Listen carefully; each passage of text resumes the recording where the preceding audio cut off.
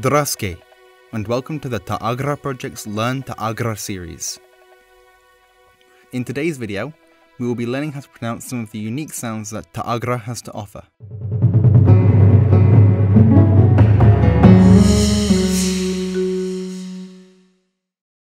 Ta'agra is the language of the Khajiit people, and would be spoken mostly within the realm of Elsweyr. I won't be covering all of the letters, since many are very similar to English. However, there are other letters that require special attention and practice. Let's start off with vowels. While all of these sounds exist in English, one must keep in mind that in Ta'agra, each vowel makes only one sound.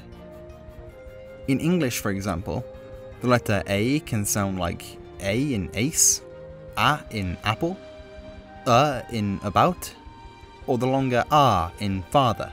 In Ta'agra though, Aho will only ever make the long A sound. Likewise, while in English double vowels often change a vowel's pronunciation, in Ta'agra this is simply expressed as an elongation of the vowel sound.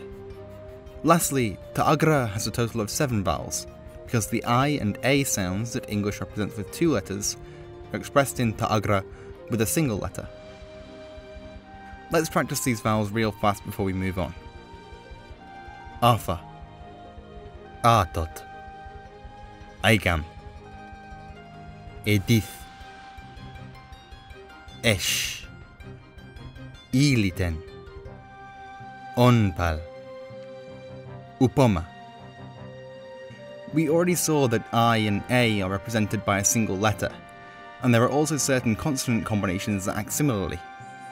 Ch, th, and sh are all distinct sounds that are denoted by adding a dot to another existing letter. Tef becomes Thato, and Sahi becomes Shari.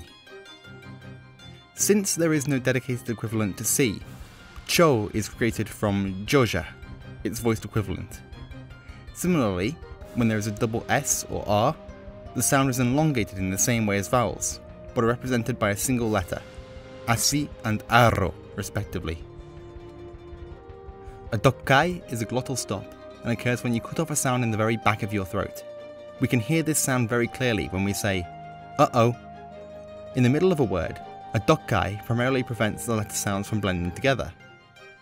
In the very name of the language, Ta'agra, we can hear an example of a dokkai. Instead of a long ah sound, Ta'agra, we end up with what sounds like a slight catch in the throat, Ta'agra. We can also practice by saying draske, meaning hello. This letter is unique because it can make 2 different sounds depending on where it appears in the word. If Joja is at the beginning of a word, it will make the same sound as an English J, like in James. However, if Joja is in the middle or at the end of the word, it makes a J sound, like the S in Asia. Let's practice with some words in Ta'agra. Jabo, Sejose, Sej. The kehi sound isn't in English, but it can be found in Arabic words. It's similar to ket, but deeper in the throat. You can mimic this sound by clucking like a chicken. While it sounds silly, you can hear that sound starting to come out when I say cluck. In Ta'agra, you can find it in words such as cluck and kotu. Both ro and arro should be trilled, but there is a slight difference. Ro should be trilled 1 or 2 times, while arro should be trilled 3 or more times. This difference can be heard between the words trevan and tenor. Lastly, when the letter ket or joja are followed by a hi, the ket or joja becomes softer. Instead of saying Khajiit, the letters blend together somewhat, and we get a softer Khajiit. When a joja and a hi are at the beginning of a word, the hard j becomes a softer j. In the middle of a word, a joja and a hi combination is still pronounced as a simple j. This can be heard in the word Jadat. To put this new knowledge to use, let's test our skills on a full sentence in Ta'agra. Take a moment to pause the video and try pronouncing this sentence aloud. Aziz Ari Ta'agra and Java di Khajiit.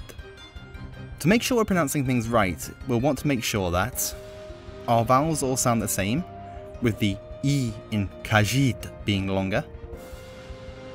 Aziz should end with an elongated S. Ari and Ta'agra should have a short trilled Ro. We should hear a slight break between the Ahus of Ta'agra. The Joja in Khajiit should sound like a J. And the J and K of Java and Khajiit should be soft. Aziz, Ari, Ta'agra and Java di Khajiit. So, I hope you enjoyed our first lesson in this series. Please leave a comment below and tell us what you'd like to see in future videos. Subscribe if you'd like to stay up to date with the newest Ta'agra lessons, and check us out at ta'agra.com for more information.